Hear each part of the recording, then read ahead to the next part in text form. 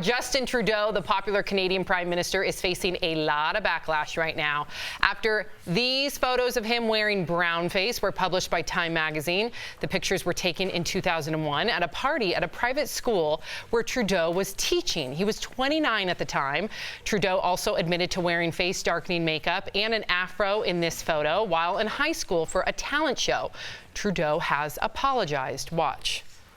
I attended an end-of-year gala where the theme was Arabian Nights, and I dressed up in an Aladdin costume and put makeup on. I shouldn't have done that. I should have known better, but I didn't, and I'm really sorry.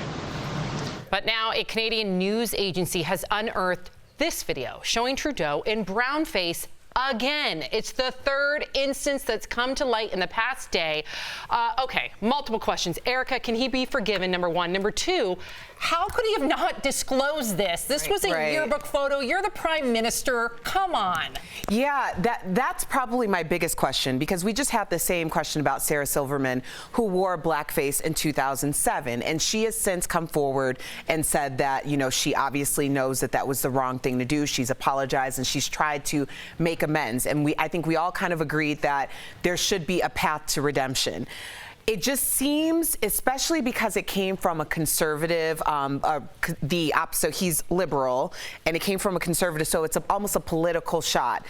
Because Canada is going through a recession and people aren't really happy with Trudeau. They're not right now. Together. Yep. I think that this was used in order to like ignite controversy, but I do think he should have been more forthcoming about the fact that there was more than one. Of course it's going to come out in 2019. Right, 3 instances is a bit much, right? Especially as a grown man. He was around 30 years old when this last one that we saw happen, and it's like, you have to take responsibility more than just saying I'm sorry, because 3 times is not sorry.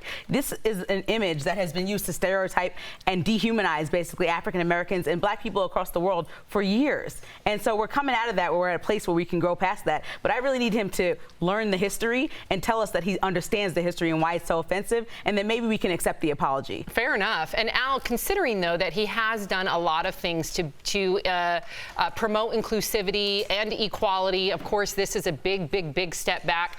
Do you think that he has a road to redemption? I think he does. I mean, I should hope everybody does. And Erica, to kind of go back to what you said about Sarah Silverman, I wonder what we're going to do about retroactively punishing people, because Sarah Silverman did try and get out in front of it, and she lost a movie role because of it. Right. So if you're sitting back and you know you have photos that are similar to what she had, you just saw what happened when somebody tried to get out in front of it, so then you sit on it, which is also bad because it's going to come out. But when you're the prime minister, you know it will come out, Al. You know it will. I think the bigger thing is, how do we, if we're going to decide as a society to retroactively punish people, are we going to do that? I mean, I think the apologies matter, what they do after matter. The governor in Virginia kept his job, and he was in blackface in a medical textbook. Now, his pictures were 35 years prior, but I don't know if that matters.